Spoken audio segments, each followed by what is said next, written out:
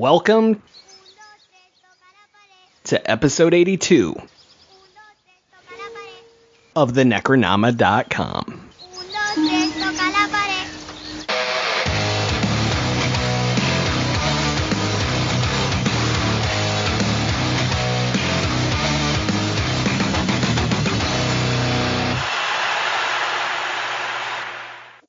I am James Sabata, horror author, screenwriter, co-host of the podcast you're listening to right now. And when I was a child, even my imaginary friends would not play with me. And I am Don Guillory, author, historian, educator, co-host of this podcast. And I find that story very believable. You're the only person who will be my friend. Anyway. You feed me. I talked to the cops for you, let's be honest. All right, so. Thanks, Chip. Anytime. All right, so joining us today, Cynthia Pelayo is here. Cynthia, thank you for coming to the show today. Oh, thank you. So a little bit about me. I'm Cynthia Pelayo. I am an author, poet, by day, a business psychologist, by night, just manic writer, mom. I can talk to you a little bit about some of the works that I have out right now. Into the Forest and All the Way Through. It's a poetry collection of true crime. The Gothic Blue Book via Burial Day Books. This year's anthology's theme is Christmas horror and folklore. I have a novel coming out in February called Children of Chicago, and then we just released this weekend an anthology edited and written by horror authors, women, to support charities that help women dealing with domestic violence and abuse, and that is called We Are Wolves. And I was very thankful to work with Gemma Amor and Laurel Hightower on it. We love Laurel and we love Gemma. They've both actually done 2 episodes with us each. And I feel like I learned so much just talking to them about anything. Like if I hit Laurel up about regular life, somehow I learned something about writing in the process. It's the weirdest thing, but I love it. And now we've collected you as well. So we're excited that you're here. Thank you for having me. I did pick up We Are Wolves right away. I have been desperately waiting for this because I spent several years working as a case manager for domestic violence survivors and other issues they were having, but that was a big one. And I got to tell you, nothing haunts me as much as sitting in a room and listening to women talk about the trauma they have suffered at the hands of men. And it permeates a lot of my writing. A lot of my writing is just either women being empowered or like even the cassowary, right? Like I wrote this creature feature, but like the true underlying story is women being stuck in the decisions that men make. And this is just such an important thing to me. So I've been super excited about this anthology coming out. Yeah. And then, go ahead. No, it was just, I've always just been personally interested in a lot of my writing deals with just missing persons cases and unsolved murder. And so that's part of why I was interested in exploring writing about true crime. And that's what I did with Into the Forest and All the Way Through, where I wrote about 109 missing and murdered women. And then, so I've always personally just been really fascinated about many of these cases. And a lot of these cases, they have this common string that there was domestic abuse, domestic violence that was going on within the homes. And then when Gemma and Laurel approached me to help out with We Are Wolves in order to help support, women suffering from abuse, even emotional trauma, it's just part of my fascination and interest to be able to not only help women get out of these situations, but also give women, it was great to be able to give women a space to talk about some of these frustrations and to be able to come at it.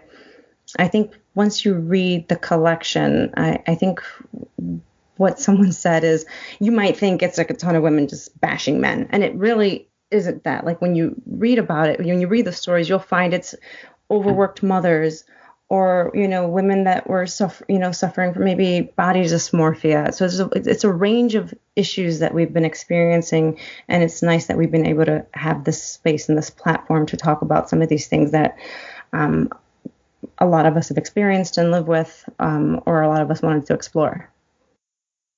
That's really cool. You actually hit one of my biggest pet peeves whenever people talk about domestic violence. There is this reaction from men that becomes, why are women always bad talking men? And it's amazing how men are always pissed off about what someone says about them, while women are fucking terrified of being killed. Mm-hmm. And how men seem to think that somebody saying something about them is so much worse than that. Right. It's, one of my biggest pet peeves. And it's just like, one of the poems I wrote is just these series of lines about a woman going about her everyday life, walking down the street, being fearful of the man who catcalls you, going to the grocery store and then being fearful of the man that says hello to you while you're packing your groceries in your car. Or, I've had myself, I've been in some very dicey situations where I've had men pull their car right up to me and open their passenger door. It's like, well, this happens. Wow. And when you get in a room with women and you start talking about these issues, you start realizing that many of us have experienced these really scary situations, and it just takes seconds for something to go really far south. And so there are reasons to be fearful. I mean, I explored over 109 missing and murdered women. We Are Wolves talks about a lot of anxieties that women may fear. So it's not that women are bashing men. It's that we're talking about some of these things that we're really terrified about, and that's being harmed. Ultimately, it's the fear of being harmed and the fear of dying. It's ultimately some of our fears and anxieties. Yeah, what's interesting is so many men did not understand, well, still don't understand for that matter, weren't made aware of these until Me Too, and even when the person who was put on the Supreme Court, when the discussion then became, I've never heard of this ever happening to any woman I know. And then you saw this flood of social media where women were, sharing things that had happened to them. And there were a lot of guys who had to do a lot of self-reflection and think about what they may or may not have done. And thankfully, there were enough men who were doing that, as opposed to, I'm not the problem. I've never done X. Well, you might have done Y. I had, I had a lot of. It was interesting because when Me Too kind of started really coming out to the forefront, I had a lot of men reach out to me, and I was so thankful because they were like, "Hey, do you remember when I might have said?" And it's like from ages ago. Do you remember if I had said X, or maybe I gave you a hug one day and I'm sorry. And it just had all these, and not only did I experience that, but other women did too. And I think that gave men like a moment to kind of reflect of, maybe I shouldn't just reach out and touch, my friend's waist when we're standing in the line, because, it wasn't harmful, but maybe it gave everyone a moment to think, oh, there are boundaries. Maybe, like, I personally don't even like, I've always been weird about touching people. But it was just nice that I had those people approach me and maybe apologize, or I don't know. I think it gave everyone an opportunity to think about. And it's like, I don't want to bash men.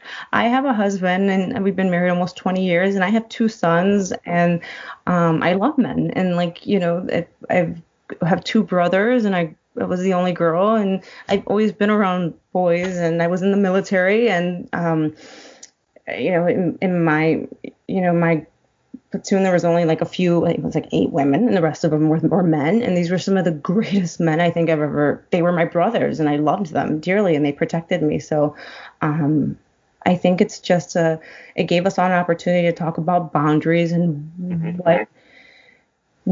what is acceptable and what isn't. So.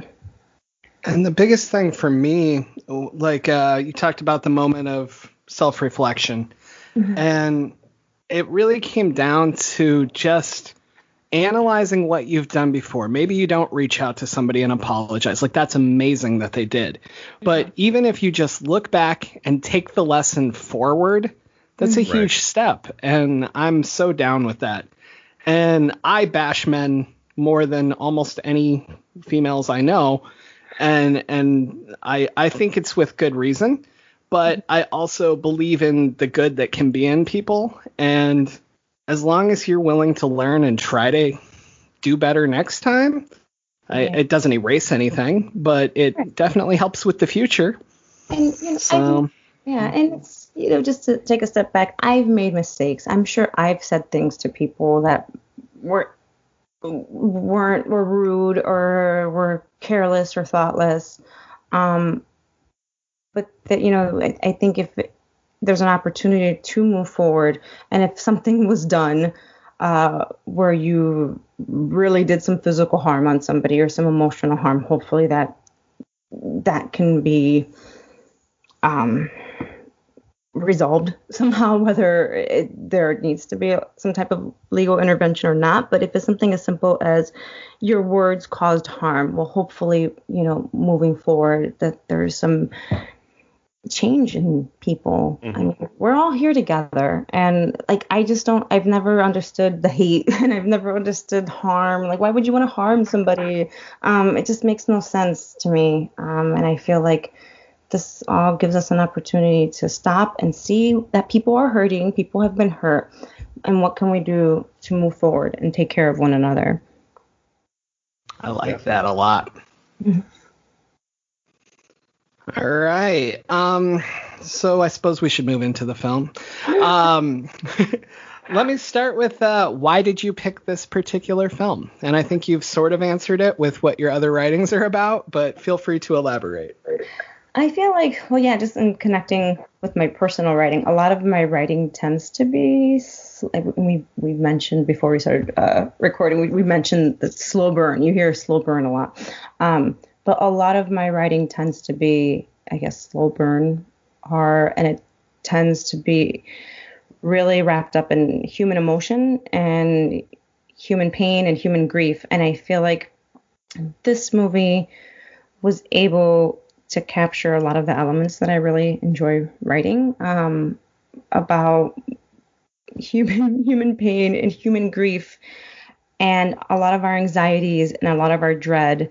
If you may have never experienced something horrific in your life, but I bet most of us have experienced something that is very dreadful, that maybe you're waiting for some news for the doctor for yourself, or maybe you're waiting for some news from a loved one that might be ill or some, whatnot. We all know dread. We all know that emotion. And when a movie is able to do that and do it with effective atmosphere and then wrap up some fear, I think that's beautiful. And I think this movie was also really just visually beautiful as well too. So it's one of my favorite films. So.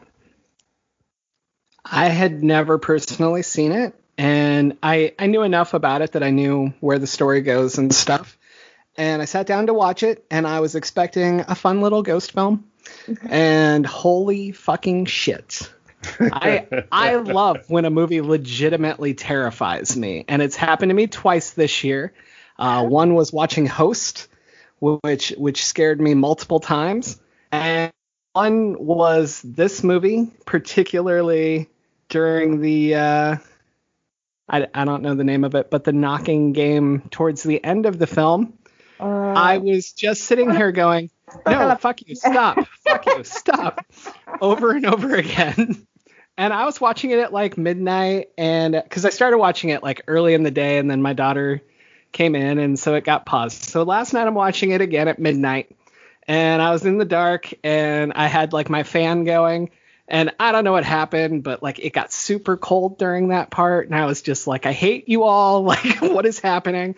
and I was just legitimately terrified, and I loved it. So thank you for making me watch this. Oh, that scene is so amazing. In the shadows, and it's just beautiful. It's amazing. And it just takes so long. Like, that's the best part. You know it's coming. Yeah. And it just gets worse and worse and worse. Oh, yeah. No, I loved it. It was great. What about you, Don? You had not seen this before either, correct? No. And it was one of those things, I guess we had talked about watching it before, and I was going to watch it with my wife, which now I'm definitely going to have her sit down and watch it. But no, today was the first time I viewed it, and I wanted to make sure that, I saw it in one go. There wasn't anything that was going to interrupt me. There wasn't a moment where I'm watching it late, I'm going to fall asleep. So, and I don't even think I would have been able to fall asleep on this movie if I had stayed up late last night to watch it. But no, I started watching it, and again, it's like we talked about before we started.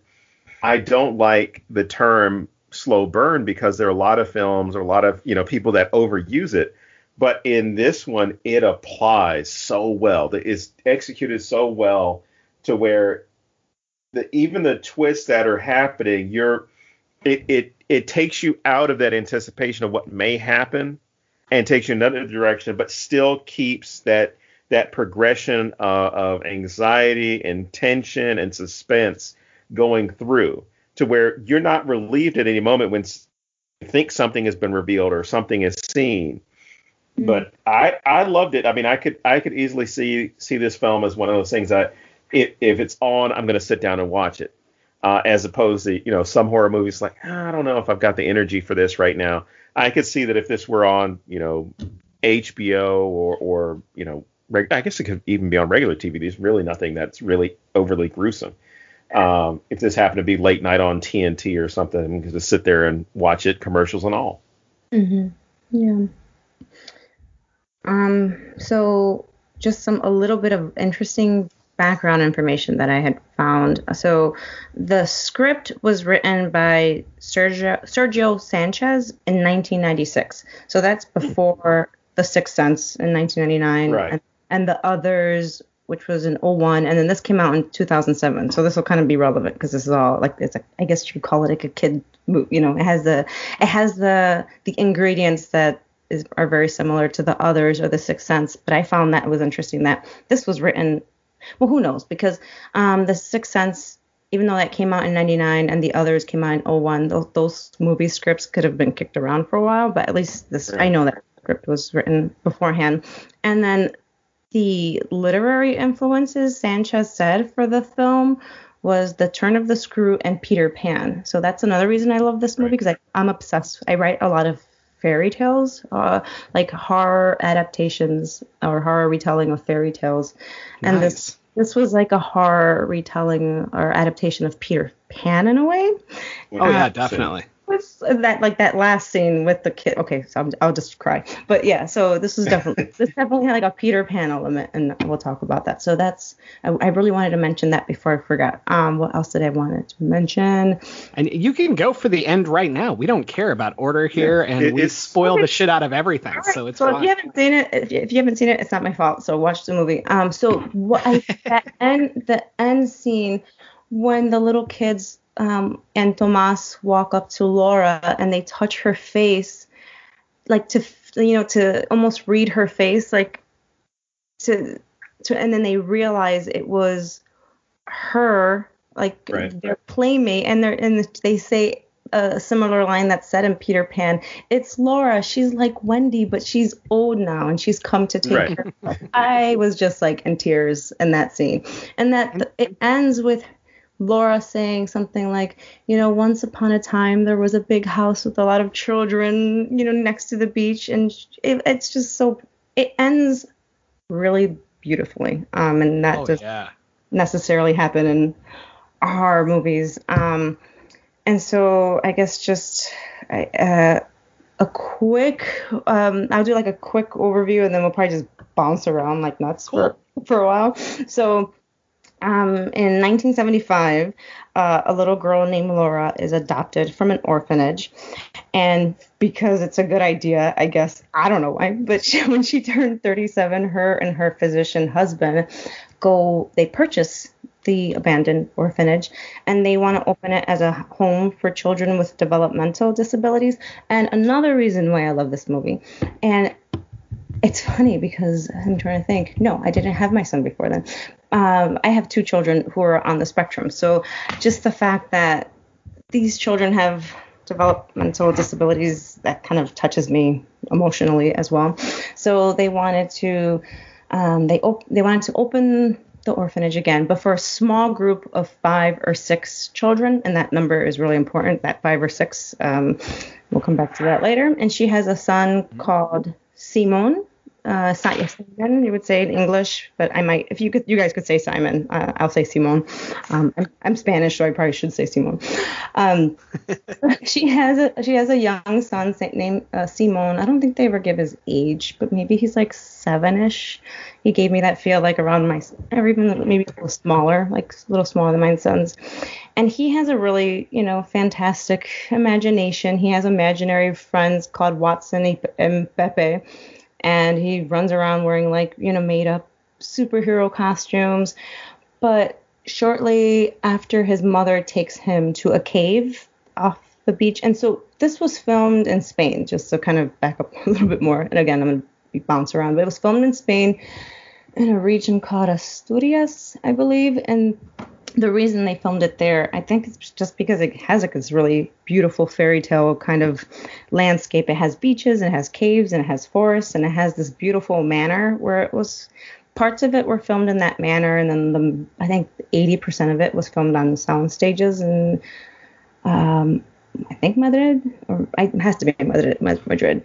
And so Laura takes her son Simon to the cave, and in the cave, I don't know why, but then Simon goes into the cave on his own, and he starts talking to an imaginary friend there, and then his mom comes looking for him after she's collecting some seashells, and Simon asks her, can my friend come too? And she's like, yeah, sure, because that's probably a bad invitation. And so you see him then leaving seashells as they're walking back to the orphanage, and she asks him, what are you doing? And he says, oh, so my friend could find me. And you see later on when Laura opens the door at one point of the orphanage, the front door, and there's all these seashells stacked up against the door. So I guess the little ghost child has found the breadcrumbs, right? It's a very, very... I thought that was such a great moment. So pretty. Now the creepy, now we start getting into like a few little creepy elements. So first, we have the seashells, and then Simone draws a picture of children. One of them is wearing a burlap sack. It's like a mask. And she asks him who these kids are, and he says they're my friends. And then there's a social worker named Benigna who visits the home to inquire about Simone. And at this moment, we learn that Simone is adopted and he's HIV positive. And the only reason his condition is important is because he needs his medication, right? So that becomes important later. And Laura demands the social worker to leave. She has no idea who this woman is. She just kind of shows up. And later that night, Laura finds Benigna hiding in a coal shed outside in the middle of the night. And later the next day, Laura and Simone play a game. He has this game that he plays with her where the game is like, here's this object that doesn't belong in this place. We have to go to the place where the object belongs, and in that place you'll find another object, like clues. So like in her sewing kit, they find something, and then they go to another place, and so on. So and once you find the end goal, you can make a wish. And at the end of that game, it leads to the adoption papers. And at that point, Simone says, my friends told me I was adopted. You're not really my mother, and I'm going to die soon. And that's kind of a heartbreaking moment. Oh, most definitely. Yeah. So the next scene, they're having like an open house type event for the orphanage. And there's a lot of people there, a lot of children. For some reason, they're wearing creepy, like, paper mache masks. I think just to adds to the atmosphere and the confusion of the scene. And Laura comes to get Simone, and she says, well, come down. The kids are here. And he says, no, I want you to go with me because I want to show you Tomas's little house. And Tomas is his imaginary friend that she's been seeing. And Laura says no, and they get in a fight. Laura is in the bathroom. This is during the party. She goes to the bathroom. I forget why, or she's in the hallway. And she looks down the hallway, and this long, dark hallway, and she sees a little boy wearing a burlap sack. And the camera pans, and it says Tomas on his collar or his shirt. She assumes it's her son, Simone, and she goes to lift the mask up. And at that moment, he pushes her. She falls back into the bathroom. He locks the door and then locks her in with the key. And she makes this huge commotion, and people from the party come and get her out. And her husband's performance I wasn't really crazy about, because he's just like, what's wrong? And she's just like, I'm bleeding over here with my fingers cut, and you're just giving me this look. So she starts running around the party, calling for her son. She's lifting up masks off of children who are like laughing at her, and it's just this awful scene because there's this distraught mother, and no one's really like helping her. And later, the next scene, she's in a hospital being treated for her injuries, and a police psychologist, or they call her a police psychologist, right? Pilar tells Laura that the social worker that went to her house previously is not really a social worker, and she likely is probably the person that abducted Simone. So, and that woman is, I believe it's at that scene where it's revealed, that the social worker once worked at the orphanage, and Tomas was her son who was disfigured, or not disfigured, but he likely had some condition and his face was deformed, and so he would wear a mask. And so the children, 5 of the children at the orphanage, played a game with Simone where they led him to the cave, and they took his mask off. And since he was so embarrassed, he didn't leave the cave. So when the tide rose, he drowned. And nobody wanted to punish the children because they're children and they were just playing a game. So Benigna, who was the social worker, she poisoned the children, those 5 children that killed her son. So that is very sad all around. And so 6 months later, we see that Simone is still missing. Laura's still searching for her son, and she spots Benigna at a stoplight, right? And I like this moment in the movie because it's such a everything's been quiet and very eerie all throughout, but this is such a big jump, and it's like the movie's telling you like we're still here, and this is still things are still going to be happening. And so Laura gets out of her car and she shouts Benigna, and this woman's probably like in her late 70s, right? And so she's pushing a baby carriage, and she turns to look, and she is taken by a bus. And so you see this baby carriage being dragged under a bus. This woman's like thrown across the street. Laura runs to this baby carriage, and in the baby carriage wasn't a baby, but a doll that looked like Tomas with those little like orphanage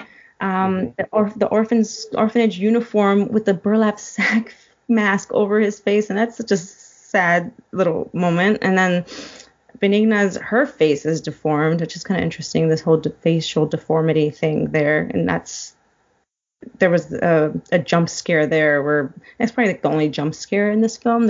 It's not really a jump scare kind of movie, which is, but it's used really well. Right. Yes. Like that moment, like from the bus hitting her, that's a great moment.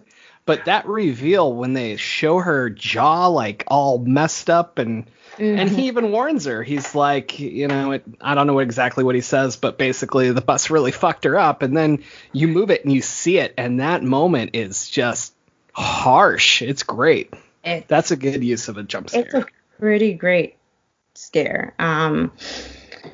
Yeah, that's probably one of the moment in the film where it's this reminder that the movie is still here and the movie is not done. So, let's see, where else are my notes? So, Laura then goes to I think my notes were a little backwards. So, like, then the big reveal about who she was, the social worker, but was really a worker, is revealed there. But the next interesting moment in the film is when Laura goes to like a parapsychology conference and she meets with a parapsychologist asking for help because she does not believe, even throughout all this, she doesn't believe her son is dead.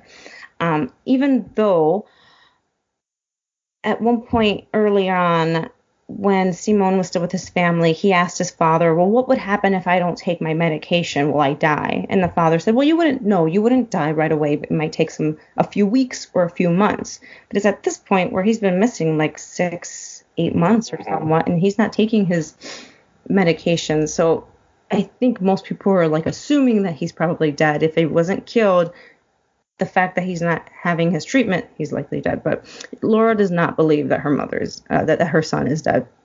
So she is offered the help through this group of a medium. And here's a really cool factoid.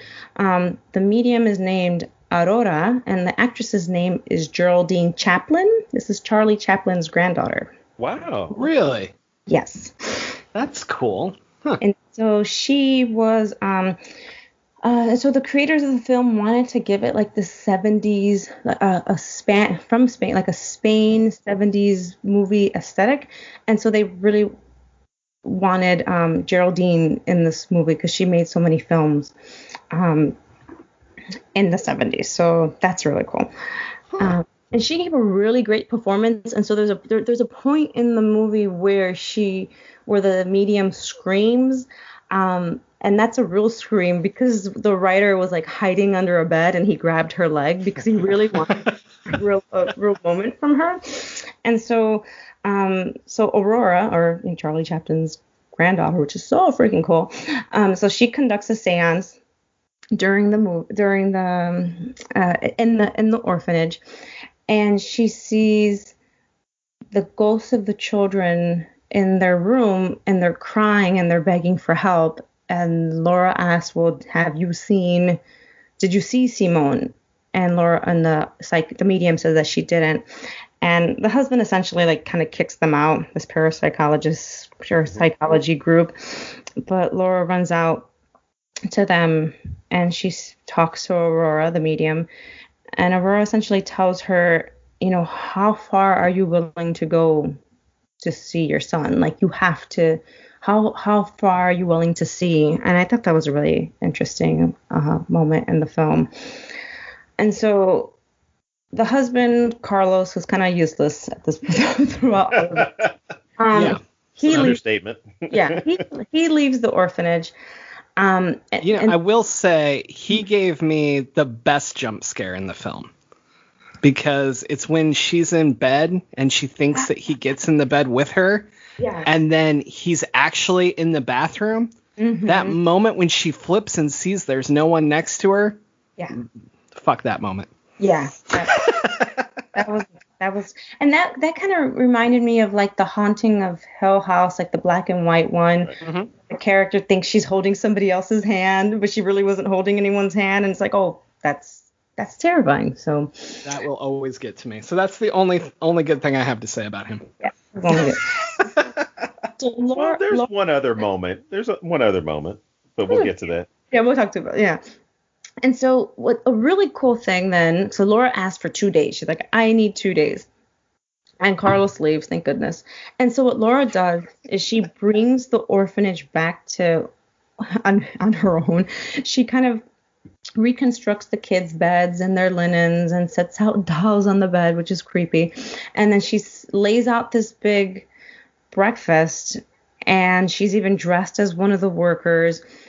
And she's even does like the morning breakfast prayer, trying to kind of like entice the spirits. And there's this whole thing in the film, I think, about memory and stirring up memory. And hopefully by stirring up this memory, that it will bring the spirits of these children back. And they don't come back there.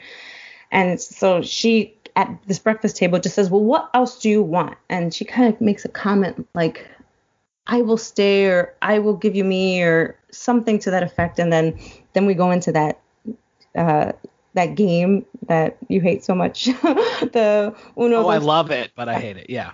And so she goes into like the living room or the parlor area, and so she starts playing a game, almost like it's almost like tag, where she kind of like she's knocking on a wall, and she says like 1, 2, 3. I touch the wall. That's what it says, and then she'll turn around to see if the children get closer to her. And then once they get close to her, then they touch her tag and she has to go find them. And so she's doing that game and she's looking behind her. You don't see the kids, but you know something's going to happen. And then eventually, one child appears and then all of them appear. And then before you know it, it's like all 5 of them. And I think their names are like Martine, and I get their names somewhere. And so they tag her to go play tag. And she says, well, show me Simone, show me where he is. And that leads her to this room under the stairs that she had kind of opened and looked into the day of that party where she was looking for him and he went missing. And she had thrown across, or she had kind of reshuffled some like scaffolding material, and she realizes that there was a door in there that led to a basement, and she goes down to the basement and she finds her son, and she's talking to her son, and he's like, Mom, why are you crying? And, I think we all know what's happening because it's been probably 9 months at this point.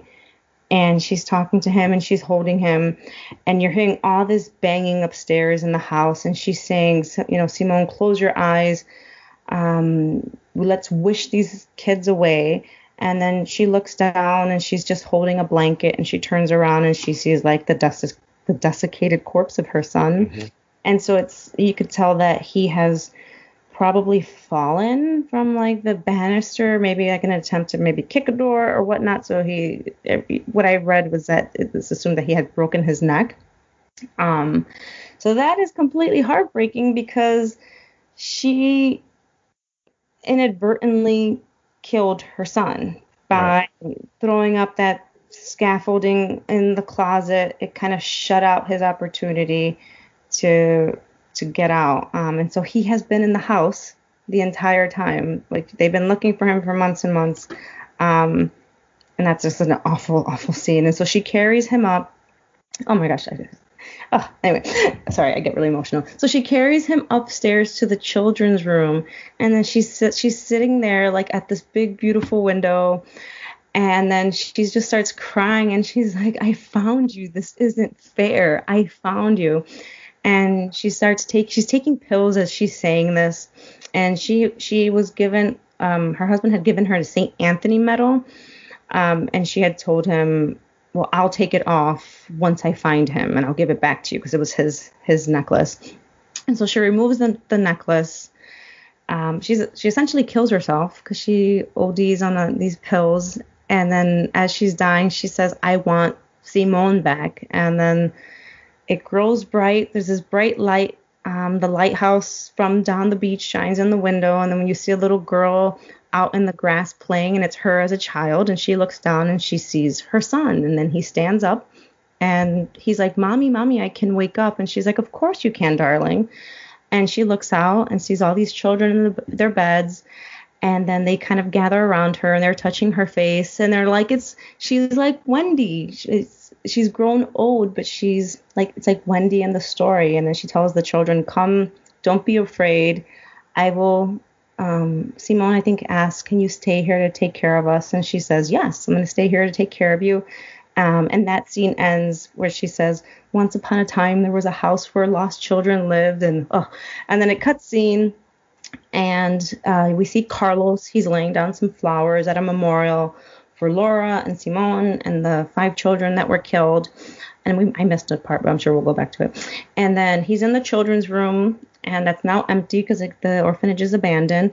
And he finds his St. Anthony medal like on the floorboards, and he picks it up. and then the doors open and you just see his face looking out and he's smiling. So you can, maybe to interpret that how you want. I interpret it as he sees the ghosts of his wife and children. So, and then I'm crying, and that's the movie. I love that. I had the same problem, so it's all right. And I forgot to mention the corpses. So there's a few major plot holes in this. Okay. That I think they're pretty big plot holes, but I kind of just ignore them because I'm just so wrapped up in the emotion. One of the big plot holes is, well, why didn't Simone yell or scream when he was down in that basement? Who knows? Maybe he died right away, but I guess you could look at the space of time. There must have been an opportunity for him to shout. So there's that big plot hole. The other big plot hole I don't quite understand is if the authorities know that Benigna poisoned the 5 children, then why were their bodies like in these bags of like, was it sand or grain, like in the coal house? That's what I never really kind of understand. Because they were presumed poisoned, not presumed missing. Because even when Carlos asked the police psychologist, like, well, you guys have never had a missing person case like this before. So that already says, okay, there was no missing person case. So that's kind of like a weird the 2 plot holes that have always bothered me. But I think I've kind of, relinquished that just because I'm so wrapped up in this emotion and, the atmospherics of the film. So I'll forgive those 2 things. I mean, I don't know that Simone would be able to make a lot of noise after he falls, but it's weird to me that he's not pounding on the door like before he does whatever he does to fall. Like in my head, I would think he's trying the door, he's doing different things, and then maybe he backs up. It's very dark. He falls down these stairs. Like we all saw how the stairs are laid out. So that's a little weird to me. The other one, I mean, I think it just comes down to creep factor. It just looks amazing. But yeah, it's definitely a plot hole I hadn't even considered, and now it's this giant red flag over here. well, I think with Simone in the basement, I think it's more an issue. He was playing the game. It was like, Mom has to come and find me. I'm not going to yell for you to come and get me. So I think, with him eventually, I guess, trying to change position or leave that the Harry Potter room or the Harry Potter escape room. I thought it was too. Yeah. I think at least what Laura was thinking was, when she went back in and then, all the piping or the scaffolding like fell out of the closet.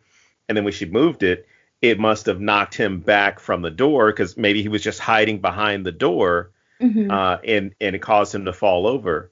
But yeah, I think that definitely, I definitely agree with you with the other one though, because if you're saying that these children were killed, that they were killed by the person that they were killed by, why would their remains still be on that area? Unless we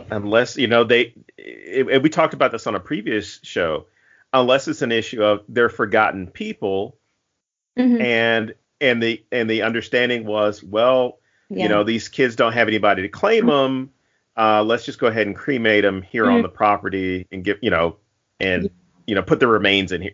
That's the only thing I could see it as. But even then, it seems weird. Yeah, but when you think of there's a lot of these former children homes that just kind of buried kids in like mass pits or whatnot, and so maybe they just wrote it off in some official ledger somewhere. Okay, these 5 kids died, and we can't. We buried them even though they didn't bury them. I don't know. And that's, I guess, is presumed. And the movie assumed that Benigna went back to the house to get their bodies. But then it's like, well, how did she know who Simone was and have these files? So there's a few little weird things. But I kind of forgive those just because of how creepy this was and how it doesn't. And so I feel like there are a lot of movies now that you see with children and their imaginary friends, but these like The Sixth Sense or the others, and even The Orphanage, they were done so long ago that you didn't see so much of that, and I feel like that's why I don't know how it would be received today if this came out, and it is it has been sold to be readapted. So I don't know what's going to happen there with a new version of it. I think I don't know, Guillermo del Toro, I don't know what his involvement's going to be in the remake, but I'm curious to see. I think this has been kicked around in potential remake for years and years. So yeah, it's been a long time. Everything I read was that he had planned to remake it from the beginning, and he wanted to do things closer to whatever the original script was. Yeah. And but I mean, we're talking like 2011. This was supposed to be remade. Right. You know, and then again, like everything I saw was like 2011 to 2013, and then nothing. And I'm like, is this dead? Like, is it? Because it's an awesome thing, and I think if you relaunched it now, it's been long enough that we'd all accept it. It's not like how America loves to take a Korean movie that came out last year and redo it. You know? Right. Well, I think it's possible because, you know, with I guess one of the talks that you and I have had and other people have had with respect to Del Toro was once he got that Oscar with The Shape of Water, he got a lot more freedom as far as what he, you know, as far as the projects that he was going to get to do and produce and be attached to, because now he had that, you know, that standing that he made I hate to say mainstream, but he made a horror film mainstream without people realizing that it was a horror film the entire time, and got a critical acclaim and, of course, won awards because of it. I could see it, you know, within the next couple of years, depending on, you know, pandemics and where it could be filmed and everything that's going on. I could see it being redone, and I'm pretty sure they'll end up making it like some California town or Oregon or maybe even in the Midwest or New York. Yeah, and it's, you know, and it still has, I mean, I love the Gothic feel of this, and it has this is when Del Toro was involved, he was still pretty, you know, early on in his work. So he had just done Pan's Labyrinth, and he had just done Devil's Backbone, which are, I mean, Del Toro loves fairy tales, and I think some of his best works are adaptations or reimaginings of fairy tales. And he's even doing like stop motion, right, of Peter Pan. No, not Peter Pan. I'm sorry, Pinocchio. I believe he's doing a stop motion. I think it's a stop motion that he's doing Pinocchio, or he's been in talks, or there's been talk forever that he's involved in some type of Pinocchio adaptation. So, I mean, anything that he touches that's fairy tale related, I think he makes it really fantastical and beautiful. And I can see this being in a beautiful Gothic, you know, manner. But I just don't know how audiences would react, because we've seen so many of the child has an imaginary friend type trope. Right. It seems very common. It seems like very common right now. I don't know. I would watch it. I would watch a remake for sure. I'd like to see Isa Lopez make it. The woman who did Tigers Are Not Afraid. Yeah. I would like to see what she could do with it. She did and that's all a fairy tale. This whole making a wish and the 3 wishes. Yeah. So I would be interested in seeing her, and I believe her and Del Toro are collaborating on something. I just don't know what, because she had they're supposed to be. Yeah. She had said something months and months before pandemic world. So I don't know, anything they touch, I'm there for. And you know, I know people, I know we all have opinions about adaptations, foreign adaptations. I love a lot of Spanish horror from Mexico or throughout Latin America. This is a Spanish film. And you know, there have been some really interesting horror movies that have come out of Spain recently. Like Veronica was a really interesting spin on the whole Ouija board horror film. There was Aterrados. I think that's Argentinian. I might be wrong. Please don't scream at me if I'm wrong. But Aterrados is really, really interesting, really cool horror film out of Latin America. So I think it's different markets. You know, if you have Spain, which is very it's in Europe, and then you have all throughout Latin America. But I've been seeing really good Spanish horror films lately, and I tend to kind of I tend to watch a lot of Spanish horror movies, so I'm happy you guys watched this with me and didn't mind the subtitles. So my son is 7 and he watched this with me. This isn't, don't nobody scream at me either because my kid watches horror movies with me. But this wasn't. My kid's favorite one is It, so it's okay. But this isn't. And my son loves horror movies, but just he always tells me no blood. It can't be blood. So we tend to watch things like, I don't know, Crimson Peak or something that has some bloody scenes. But there's not gore in this, and that's not to say that gore isn't fun or slashers aren't fun, but I gravitate toward the emotional pull and this idea of what is out there. And I think why this really just kind of tugged at me is because she didn't end and Simone didn't end, and there was this piece of knowing that they were together. And even though, this is, it was funny because my son's like, but what about the dad? I just thought that story of like a mother's love for her child would take her to death, like to take her anywhere, to want to be with them. It's that maternal desperation to find him. And, and then in my writings, I write a lot about missing people and unsolved cases. And this kind of gave me this relief to know that in death, they were at peace, even with these children that were.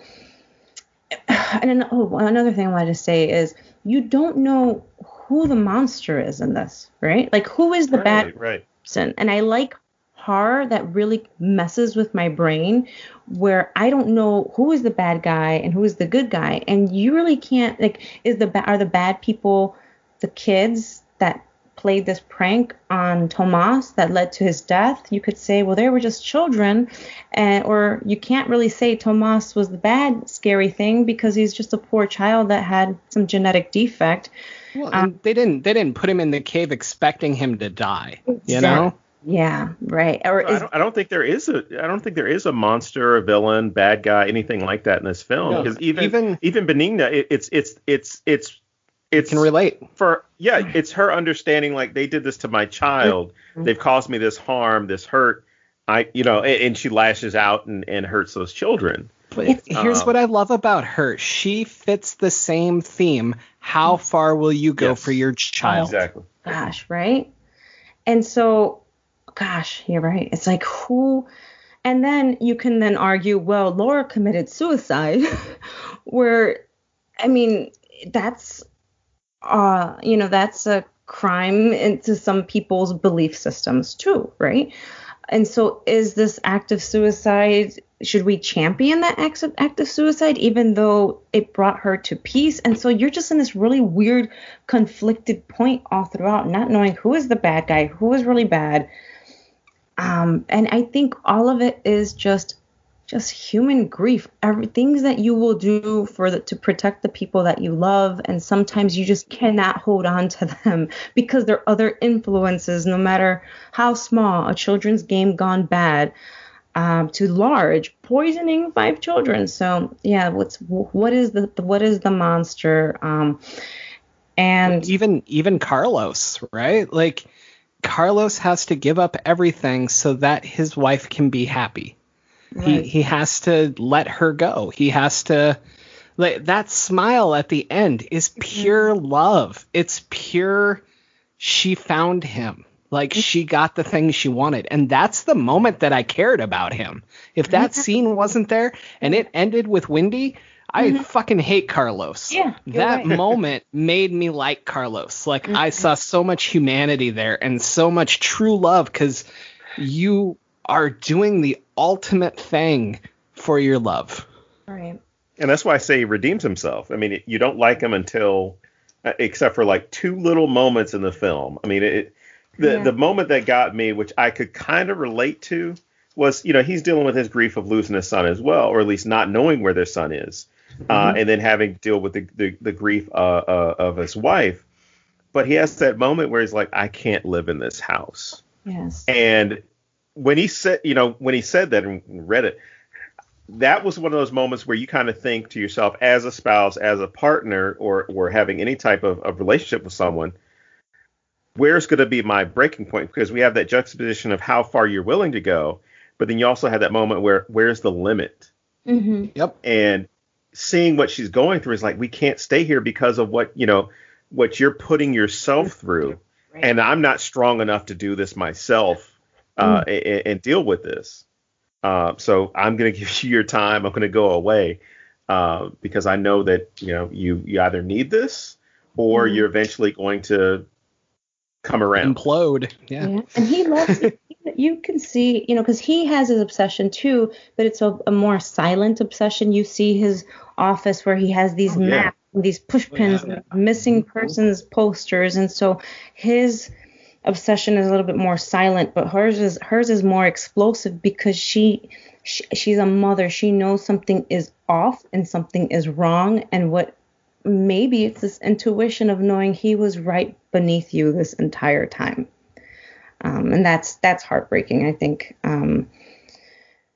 So yeah, and then the other quick idea I wanted to mention is this idea of the ghosts of the illusions. I mean, we experience these illusions of ghosts, whether they're in her mind or if they're really there, and this premonition that Simone had of that I am never gonna, he says like Peter Pan, I am never gonna grow old and I am never gonna grow up.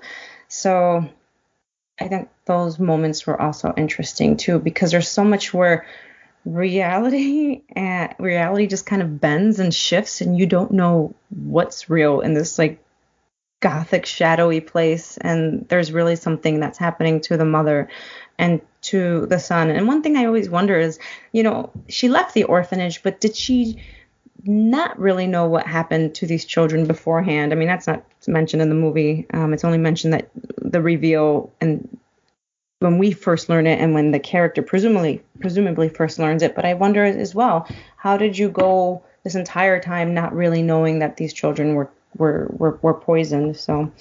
And how'd you not find it when you were buying the house? Exactly. Like, I get that this was the 70s. She was adopted. Like, if that family didn't want to tell her, she's not going to find out. We didn't have the internet. We didn't have Twitter blowing up, trending, telling us what's happening. We didn't have easy to communicate with each other.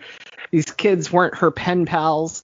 You know what I mean? Like, and I can see how she didn't see it up until she goes to buy the place. At that point, number one, I mean, if this was America, a realtor would have to tell you that a death had happened in the house. Right. But no, but really, how do you not know this when you go to buy it? That was a plot hole for me, but it's so fucking minor that I don't care.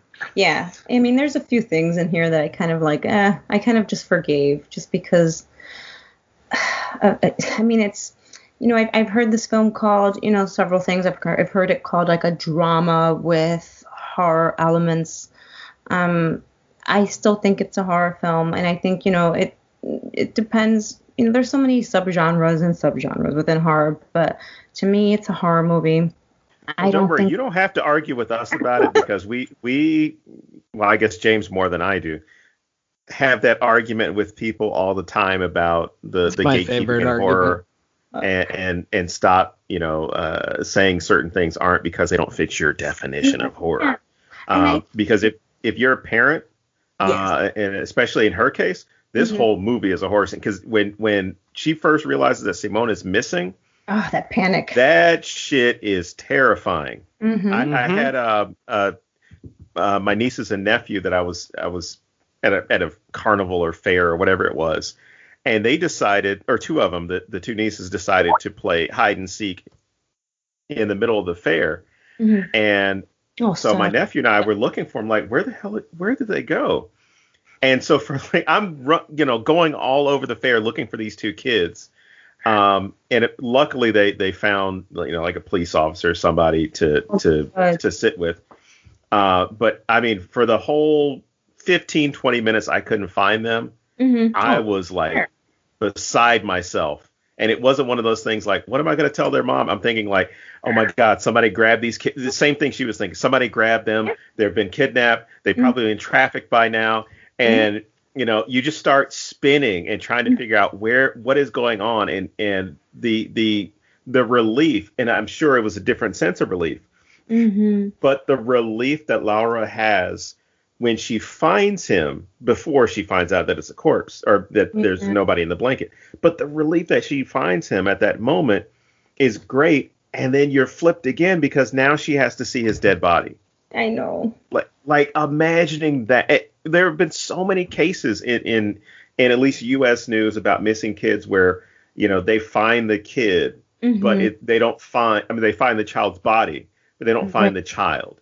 And the parents seeing that, like the relief, like you get the call saying, "Oh, we found Michael," but yeah, and then you're completely devastated. It's like, there's a lot of unsaids in this film, right? And so that's what, as a parent, you're watching this other parent just panicking on screen because they can't find their child, and that's the unsaid thing. My child was taken by a bad person, and bad things are going to be done to them.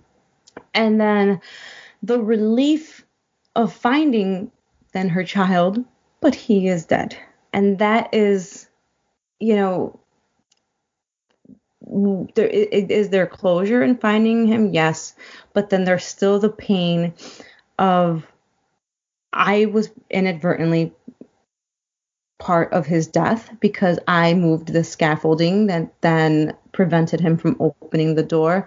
And then the guilt of knowing he was hurt and in the house this entire time. It's just awful. And that's just heartbreaking. And, I'm a parent, and these kids are like in my face all the time right now because of the pandemic. But, if I don't see them for like 2 seconds, if we're out and about, I feel ill. Like I feel like I'm missing like a limb, like a limb has fallen off. Like they're my father-in-law. I remember when I was pregnant with my second one, or maybe it was my first one. Must have been my first. My father-in-law said something to me. He said something to me, and it was in Spanish. It was very beautiful, and I can't say it the same way he did, but he was like, "This is the good time because you know exactly where they're at, right?" Yeah.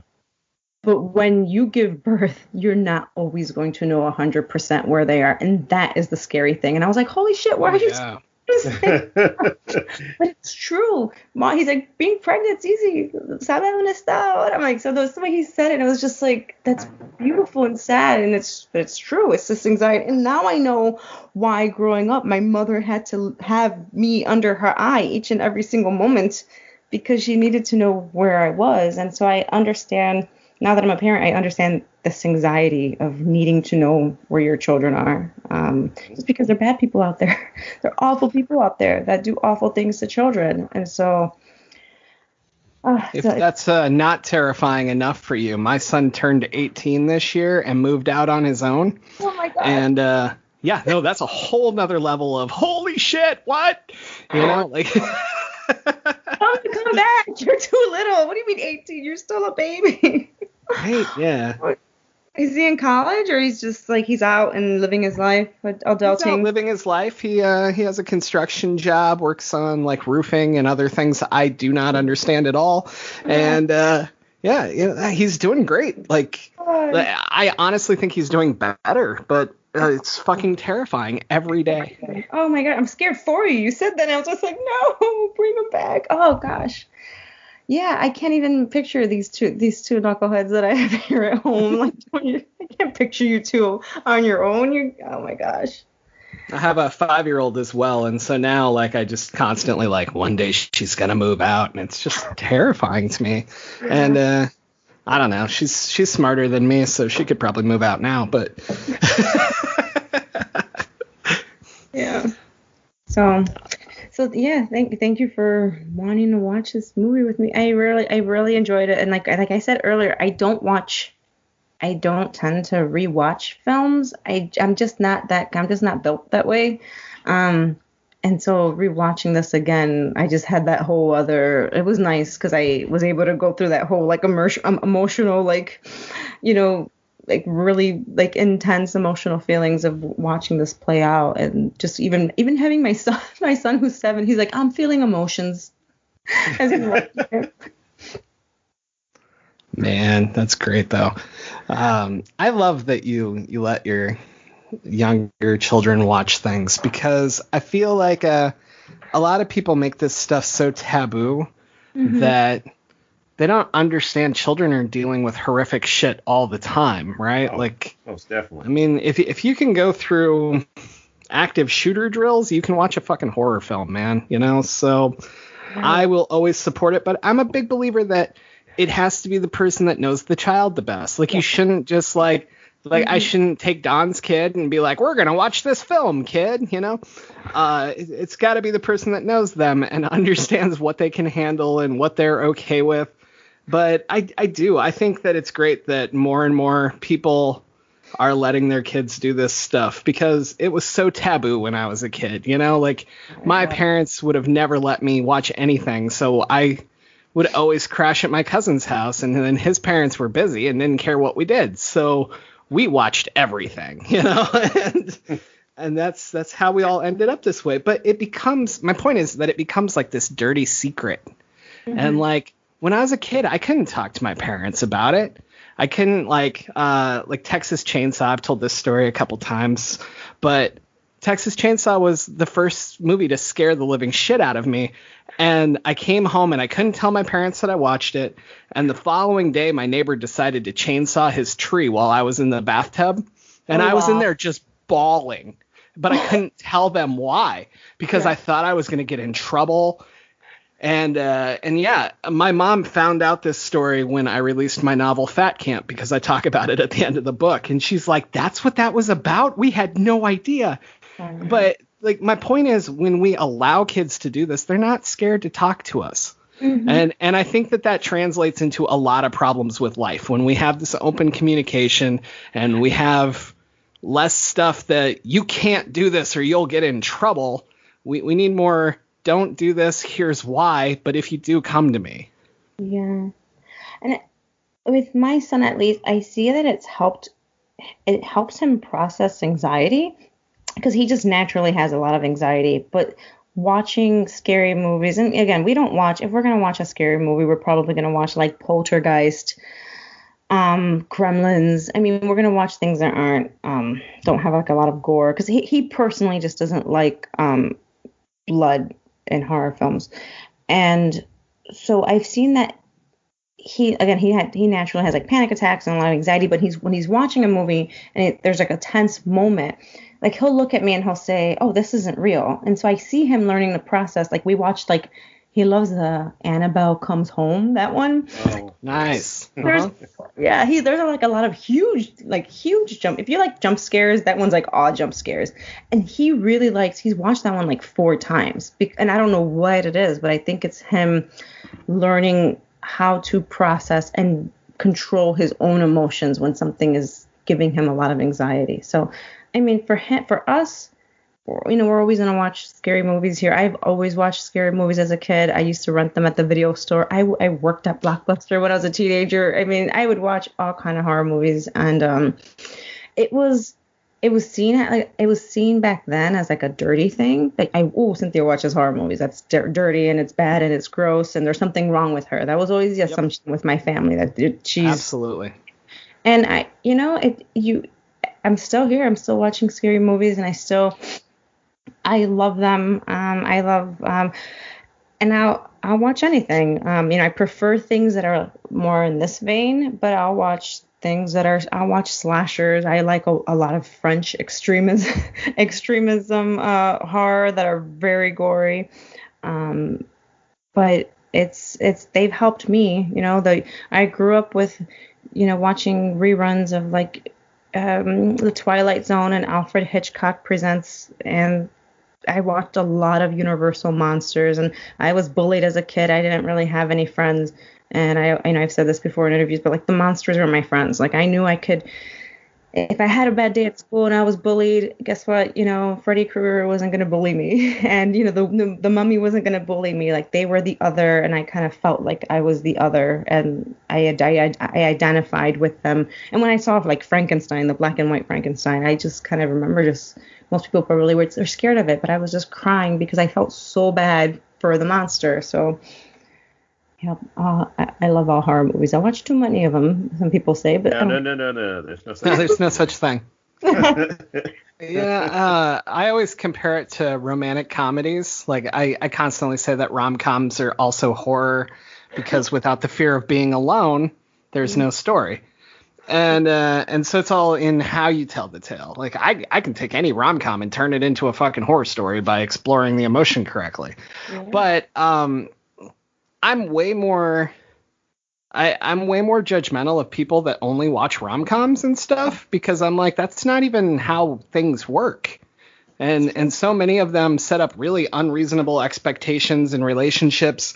And my biggest problem with rom-coms, not to just go down this line, but they act like the hard part of a relationship is getting together. Yeah. And that's the easiest fucking part. Right. I've gotten together many, many, many fucking times. It's the staying together that's hard. And it's the 10, 20 years from now that can be hard. And I think it's weird how no one thinks it's weird if, so-and-so watches all these romantic comedies, that's normal. But, oh my God, watch a fucking slasher and you're a terrible person. Right. That's always been a really weird thing to me. And yeah, I agree. I personally don't watch, I don't like sitcoms. Sorry to people who do, but I just can't sit there and watch like hours and hours of situation comedies. I don't know. I just don't, maybe I don't get out of it what some people do. A lot of romantic comedies, I agree with you completely. Like, some of my favorite romantic comedy movies are fall more within the drama, like Before Sunrise, Before Sunset, those films that are a little bit more exploratory of what it means to be with somebody for a long time and how do you process that. Yeah. But horror movies, I feel like they teach you to be, alert of your surroundings. They teach you to be suspicious of your neighbor that might look overly perfect. They teach you how to survive. I mean, there have been horror films that have taught people how to survive. I'm a natural pessimist, and I'm naturally suspicious of everything and everyone. And so horror movies have helped me learn to navigate the world around me and to always be on alert and realize there are just really bad people out there. And I think most people just cannot put themselves in that type of mindset, because you're never going to be able to be in that type of mindset. You're never going to be if you don't understand, you're never going to understand Ted Bundy's mindset.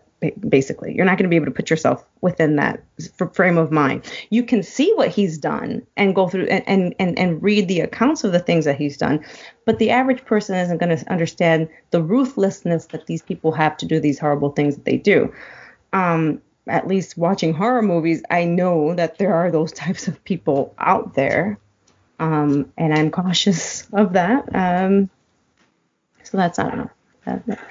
If anything, horror films represent society a whole lot better than romantic comedies and sitcoms do. I mean, and you hit the nail on the head as far as why, because it's not just about teaching you how to respond to these situations, right, and how to survive, but it's also pulling that curtain back on what society is. Because I'm glad you mentioned Ted Bundy, because for him, the appeal for a lot of people was, but he's a good-looking guy. There's no way he could be a killer. That doesn't make sense. Yeah. And as I've had this conversation with James and on panels at conferences before and conventions, that's the thing that disarms so many people. And we started off talking about, the fear that women have, right? Because of the way those romantic comedies are, in a lot of cases, sitcoms and things like that, they teach you that the good-looking guy is always doing the good thing. He's always doing the right thing.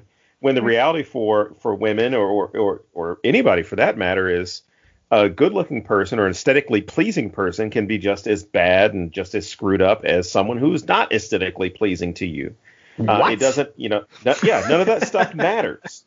And that's why he was able to kill so many women, because he had the way he looked and his body frame and his body size. And, and the film kind of, going back to the orphanage quickly, the film kind of played with that with your head for a moment. Like, oh, my God, this child looked deformed. He must have been like this creature. And you learn, no, it was these regular, normal looking kids that were awful that killed him or that were contributed to his death. So, not everything is as it seems. And so a lot of people get away with a lot of bad things because there is a certain aesthetic that it has been framed in society that says if you look X, then you're a good guy, and that's wrong.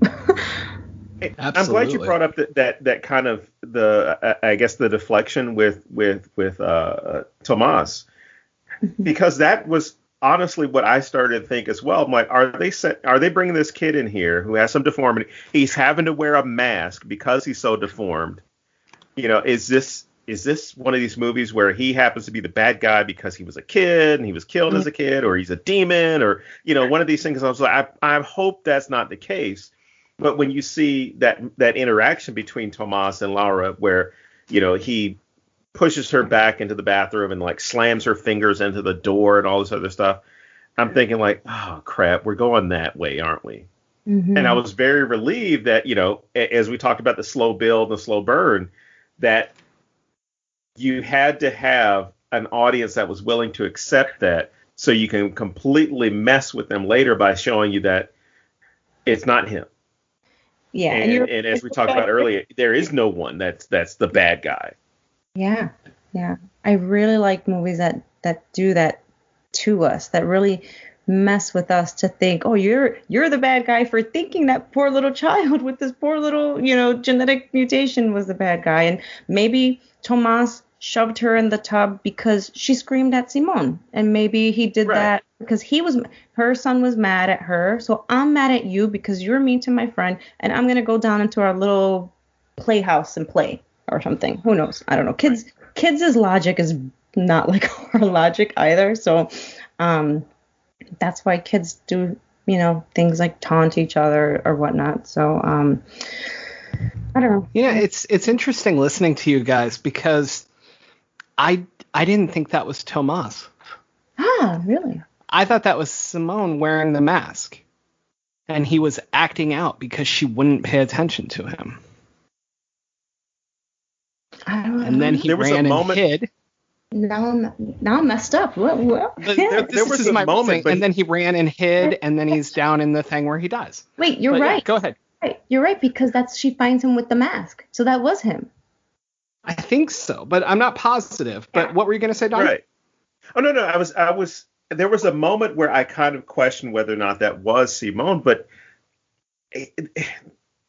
And maybe it's just the way it's shot and the way that they kind of have that continuity with the character Tomas, where that's, he's not speaking, he walks a certain way. I mean, there was a moment where I was thinking, like, is this Sam from Trick or Treat? Is this what's going to happen? But I'm convinced that it was Tomas, or it could have even been Simone, responding to what Tomas is telling him, like, oh, just push her in there because she won't let you go and play with me. It could have been so many things, but I'm thinking that she's able to see Tomas just like she's able to see some of the other stuff. Well, she sees him in the cave. Yeah. And I was going to say that. I was like, but the other side of that is we have precedent that she's seen him because she sees him in the cave. And we have precedent that the ghosts can move physical objects. So it's not weird if he pushes her. But I like that it's not answered either way, because there is enough that it could easily be Simone, and there's enough that it could definitely be Tomas. Yeah. I love movies that everything isn't answered for you, too. So it's like we really don't have all the answers. There isn't a lot of I mean, there is some closure, but we still don't know everything. And I'm totally okay with that. Like I like films that don't have closure, that don't really resolve as well, that kind of end with this, tugging at your heartstrings. I do like we do have a resolution here that I was happy with, and I don't think you see that type of resolution often in horror films that we saw at the end with her and the children. That was, I'd have to think. I mean, it's Definitely really not with a American happy horror ending. films. Yeah. I'm sorry, Don, what'd you say? Oh no, I was gonna say definitely with a lot of American horror films, at least Yeah. traditionally. I mean, there's definitely some changes that have been made, Right. but you wouldn't get that. You wouldn't get that ending. You definitely wouldn't get the Carlos part, right? Right. You get her probably talking to the kids, and then realizes she was dead, just like with the Sixth Sense. There was nothing after Bruce. Spoiler alert. After Bruce Willis, finds out that he's actually been dead the whole time. There's no, moment where now you see it from the perspective of his wife and she happens to go and visit his grave, because there's never that moment in the film. Or there's not this moment where the little kid, Haley Joel Osment, I can't remember his name in the movie, where he goes and visits his grave and it's like, oh, you're at peace now. There's not that thing. You kind of understand, all right, he's been dead the whole time and now he's going to go to his afterlife. But you don't get this moment where there is anything else that can kind of, I guess, make you feel somewhat resolved about the story.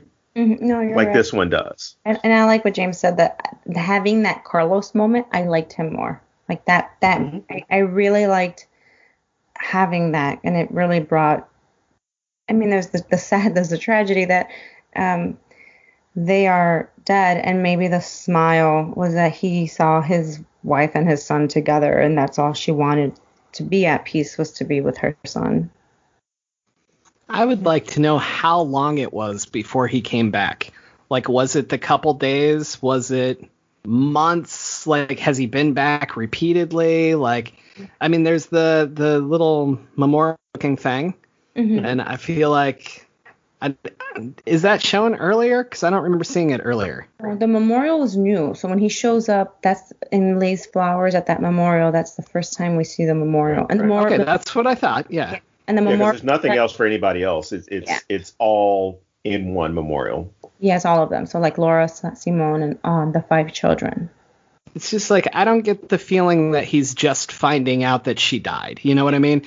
Right. I feel like he's had time to come to peace with this, and then he gets the message that she found him.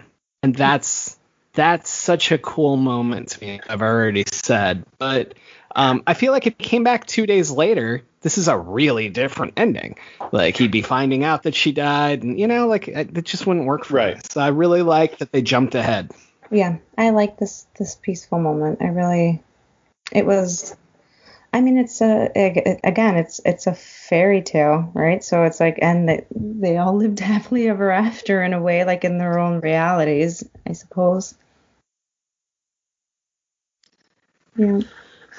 Don, do you have anything left in your notes? I got a few. I like the touch with the metal.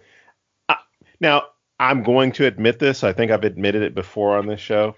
I used to be Catholic. Now I'm just like, and so I recall, or at least remember from my upbringing, the importance of saints and things like that. And so when you see that it's, St. Antonio or St. Anthony, I was like, all right, that's got some cool meaning. We got some cool meaning that's going to come up because of this. And St. Anthony is the patron saint of the poor, or looks after the poor and the sick, which is a great touch considering the house that they're in and also the job that Carlos has, and then and what the plans are for that house. So I thought that was a cool little thing to add in, at least to have this discussion about why they're there, what's motivating them, and then her dropping the medallion, or dropping the pendant itself, is letting you know that she found him, and that's what she's going to be doing now. She's going to be looking after these poor, sick kids, and you don't have to worry about it anymore. I've got it handled. But just that whole scene, as you brought up earlier, that whole scene where she transitions from life to afterlife Mm-hmm. is just like, oh God, why'd you hit me with this now? Because I've talked about forgotten people so many times, but when those kids start walking up to her, and some don't have visual conditions, and so Yeah. you're just like, okay, well, these are just orphan kids. And then the one kid with the leg braces is like, Oh, you think about all the kids that are in these situations in foster homes or in orphanages and things like that, and people just don't want them because they're quote unquote broken or there's something quote unquote wrong with them, right. as They're not opposed to perfect. and even like the older kids, like there's nothing physically, mentally wrong with them, or at least what people would say is wrong with them, right? But they're too old. We want a cute baby. Mm-hmm. We don't want to have a kid. And even in one of my previous relationships, I considered adopting, and someone in the family said, no, you don't want to adopt because then you're probably getting somebody else's problems and you really don't know what problems that kid has. And I took Wow. offense to what this person said. They said, you can have your own children and not know what you're going to get. Oh yeah, exactly. You know, Nobody knows this, what they're gonna get. exactly. Period. It's like you don't know. I mean, there are people in my own family that, you know, not to say there were surprises, but you have mental and physical disorders and things like that. And you know what? They didn't get rejected by their family. So why are you all of a sudden saying, I don't know what I'm getting if I adopt a kid? You know, nobody's sitting on a street corner with a sign saying free babies, as is. Right. No, And just expecting like, hey, no questions, don't ask anything. But I mean, there are a lot of parents, and I guess this will be my mini rant for the episode. There are a lot of kids out there who aren't asking for the parents that they have. that's true. They don't have a say. Mm-hmm. And I like the fact that in this story, you see someone who gets into a situation that she wanted as far as being able to take care of kids, right? She doesn't get it the way that she wanted by adopting kids in or bringing kids into this orphanage that needed assistance. Now she's going to be able to help these kids in the afterlife by watching over them, because that one question, like, are you going to look after us? You're going to take care of us? And I was like, God damn it. Fight it, because these kids have been left by themselves and abandoned. And it's more than the 5. I believe it's more than the 5 children there. So at least I believe the way I interpreted it. It was more than 5 that I saw. Yeah, the way I interpret it is these are children that died here alone. Yes. The orphanage Yes. without a mother or a father to ever take them, and she is taking on these children to care for them. And crying. And to touch on what you talked about. So I was raised really Catholic, like super Catholic. I wanted to be a nun. I was so Catholic. I no longer practice for a variety of reasons, but it's still, I mean, aesthetically, it's still part of my identity in a way. You grow up with all of these images. And so, and another reason why I was probably pulled to this film is because it has that whole idea of belief behind it. Because Carlos it said that he doesn't believe, he's an atheist, right? And she even says that too. She's like, well, you wear this medallion because I think it was his grandmother's. And she's like, well, you don't believe. And he's like, well, that's fine. I'm just giving it to you. And so there's this whole idea of belief that he wants her to believe, that to hold on to this medallion. And then she wants him to believe that Simone is not dead. And so there's this struggle of belief and what to believe. And then that's also the conversation that the medium has with her. Like, how far are you willing to go to believe? And it's not anything biblical, but it's more of the spiritual realm, right? Like, how far are you willing to go to believe that there's another reality beyond what we live in the here and now? And I really love movies that kind of mess with that whole idea of, is there something else out there? Do we exist in another form? Do we exist once we end here? And this film says that you do. and that when you do reach that place, that there is a level of peace and that you can reunite with your loved ones. And there's a big reassurance to think that as well. So that was my... Well, it's interesting that you bring that up, because earlier you mentioned that suicide might go against some people's beliefs. Yeah. And clearly the afterlife here doesn't tie into those beliefs. Right. So the suicide doesn't change anything. The suicide gets her to where she needs to be, wants to be, whatever you want to call it. Mm-hmm. And I love the line "believing is seeing." Yes. Because that can be interpreted many, many ways. And it could even be that the afterlife is based on your beliefs. Mm-hmm. You know, like it could be individualized. It could be anything. It's so, I don't know. I find that stuff fascinating. But I thought it was interesting that going there, like, the afterlife isn't what you'd expect from this anyway. Yeah, I think that I really liked that the afterlife was where you can be with those that you love the most. Well, at least for her it was. And I thought that was so lovely and so reassuring that there was no pain in death. And even with this act that she did that might conflict with some people's beliefs, and it was a horrific moment too in the film, because it's this horrific pain that she's experiencing because she's saying how unfair it was. But it's nice to know it ends with this relief in knowing that she found what she was desperately looking for, and that was Simone this entire time. I love that. The one thing I wrote down a couple of times, and both of you mentioned the dolls earlier. Again, the dolls, the Super 8 film, all the things that are leading you as a viewer or as an audience member in the same way that Simone has his game of finding what's missing, or at least finding the thing to lead you to something else, are great touches in this film, because I didn't think about it until I sat down and looked at my notes, because the filmmakers, the writers, director, producers, all that who were involved in creating this, you see how they're laying out all these things to get you eventually get you to the end of the film, or at least the culmination of this story. And you see what isn't intentionally left out for Laura as something that she has to go seek out, kind of like the game, or at least later on when she's trying to find the children, find Simone. But as a viewer, you're seeing all these things like the file in the Super 8 film and the dolls, and you see all these things that are there. And you realize, holy shit, they led us on this little scavenger hunt, treasure hunt, because there's a difference, on this treasure hunt to get to that ending, that chest at the end, where we could find what is actually going. What we get the reward of the end of this tale. We find out what actually happened, what's going to happen, and again, it's one of those things. I want to go back and watch it again to see what little pieces I might have missed that were kind of telling you or leading you down this path. Aside from some of the more obvious things like, the dead remains, but those freaking dolls, creepy as hell. But they were great.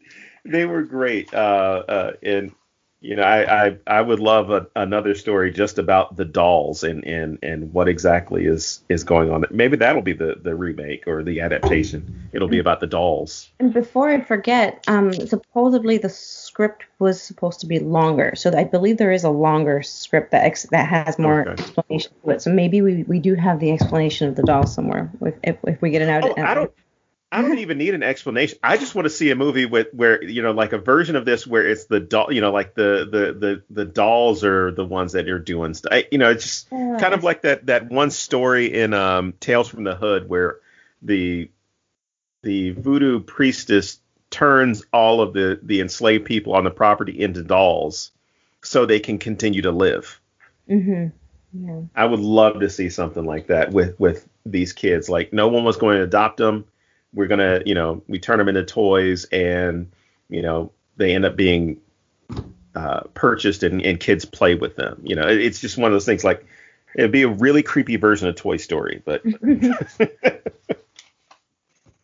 All right. So Cynthia, do you have any movie recommendations that you would tell people to watch if they liked this film? Oh, if they liked this film, definitely go and check out The Others. Yes. And of course, The Sixth Sense. So The Others, The Sixth Sense, The Orphanage, I feel like they're all like in the same kind of vein and the same type of aesthetic. So go for it. Don? I've got two, at least from the list now that since Cynthia took several of mine. As she should. Yeah, you definitely. Shutter Island would be one that I would throw in there.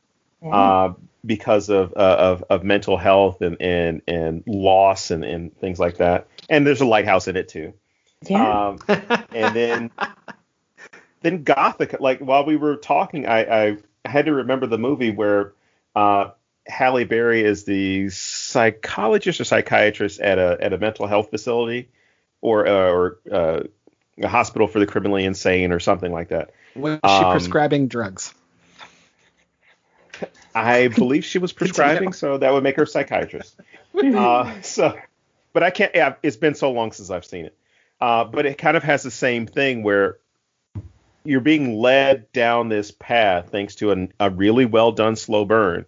You're being led down this path, and then you get sent in another direction, and it's so well done. I think it's an underrated horror film, only because of the way I think it was promoted. It was promoted more of like a psychological thriller.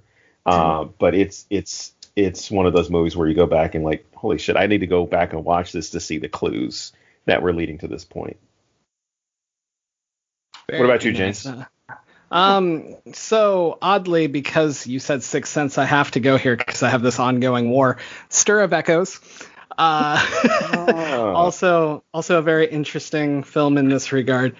Outside of that, I really think like something like Crimson Peak or Pan's Labyrinth. Like if you're digging this feel, like Del Toro's the way to go. Yeah. So definitely check those out. I would throw in Tigers Are Not Afraid. It's one of my favorite films ever, so I have to. And outside of that, I would say Friday the 13th, because if you like a mother whose disabled child is hurt by other children and then she takes revenge, Friday the 13th. For sure. See, I didn't want to take that one from you. I was like, it's right there. And he's wearing I know a mask, he's gonna do so I mean, it could be Friday too. But anyway, yeah. So Cynthia, why don't you go ahead and tell everybody where we can find you online, and let's celebrate that We Are Wolves is currently #1, and tell us where to find your other stuff. Sure. You can find me on Twitter at Cynthia Pelayo, CINAPELAYO. And I'm also on Instagram, Cynthia Pelayo Author. My website is cynthiapelayo.com. We Are Wolves is out now, #1 in horror anthologies. I also have my fairy tale horror retelling of the Pied Piper fairy tale Children of Chicago out February 9th by Agora. That sounds amazing. Yeah, so good. Then I'm obsessed with all things fairy tales. So Gothic Blue Book is out. My poetry collection, if you like true crime about missing and murdered women, Into the Forest and all the way through. And again, We Are Wolves is out. It is a collection of amazing women in horror. We have Laurel in the Gemma, V. Castro, Sadie Hartman. I mean, I'm going to forget people's names. Sarah Tatlinger, Jessica Guest. There's everybody, like just these fantastic women are in here in this collection. So please pick it up and support them and their writing in this wonderful cause. I love that the three of you came together to do this. Like this was something I was really looking forward to. So as soon as the tweet was up that it came out, I was like, I have to get it now, But now overall, I've enjoyed everything that I've read from the three of you, and I love that you guys have some stuff in here as well. And I'm really looking forward to this Pied Piper book that I didn't know about. I need this. I'm obsessed with the actual fairy tale and any retelling, and just the idea that it's Children of Chicago. Automatically, I gotta get this. So you said February? February 9th, yes, by awesome. Polis Books. So if you like, it's a crime police procedural, thriller, horror genre blend. So, I mean, I hope everyone likes it. Fantastic. Cool. All right. So I guess that about wraps it up. So thank you for coming on today. Thank you. Thank you. Yeah. No, I'm so glad that I watched this. Like I said, it's one of the 2 movies that terrified me this year, and that's very rare. So Awesome. thank you. Plus, you need to come back at least to tie Gemma and Laurel. So. Oh, for sure. I'll think of another fairy tale horror movie that we can talk about. All right. So I guess that wraps it up. So as always, I am James Sabata. And I'm Don Guillory. And we will see you next week here at thenecronama.com.